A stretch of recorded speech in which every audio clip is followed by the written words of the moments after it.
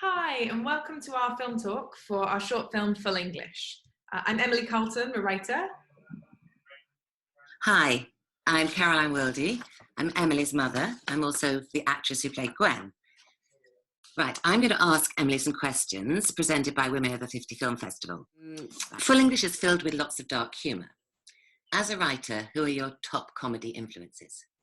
I'm so glad they mentioned that because I originally wanted to write Full English as a comedy. It started out comedic, but I think because I personally am intensely afraid of isolation and loneliness, it got more and more tragic until now it is essentially a tragedy with bits of comedy. But I'm glad people still find it funny.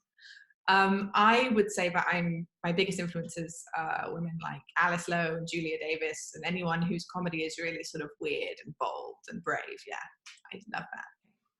So when you get a script and there's a character like Gwen, what inspires you to build that character? What's your process? It's always about the writing.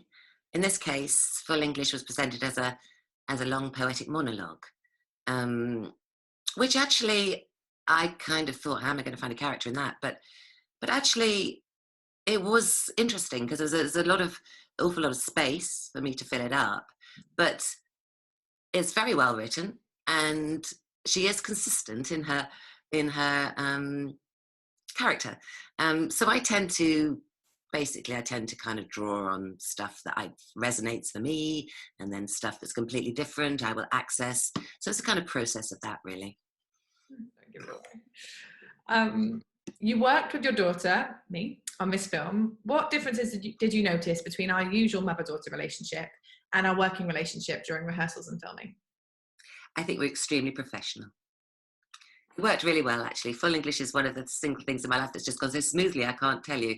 It was a fantastic relationship with the director, Charlie Parham, who came in on board really early at script stage and development stage even. And we worked together, did some rehearsals. And then when we came to shooting it, Emily was there for consultancy, but basically it was Charlie and his fantastic DOP, Diana Oliver Over, who was a brilliant artist, and the two of them worked together. So it was great. What is the creative advice you would give to aspiring writers, younger or older, in this COVID-19 era? I would, and I need to take this advice myself, but it would be definitely to put less pressure on yourself to write the next masterpiece. I keep seeing that meme about Shakespeare having written The Tempest during the plague, and it just makes me want to sort of put my head under a pillow and cry. Just watch loads of TV and film, read lots of scripts, listen to podcasts, as long as you're consuming things and you're using the time, and just keep thinking about the things that you're watching in terms of the story, and don't put too much pressure on yourself to actually write if you can't, because we're all very anxious and stressed at the moment. So how have things changed for you as an actor as you've become older? Well, I mean, it's got easier for me as I've got older. It seems an easier process, but there is obviously a lot less work. And the industry is in, serious trouble at the moment.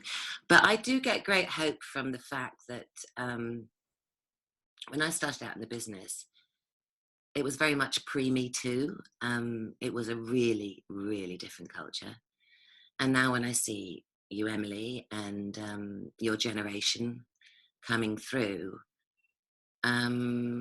it's tremendously exciting and completely different. I mean, you have the same access, the same education as your male counterparts, which is something that I think maybe wasn't always the case. And I personally think it's really exciting because as an older woman, I'm going to get to be involved, with work where the writers are writing their female narrative, and they're writing about women and they're telling their stories. And so the future looks good in that respect.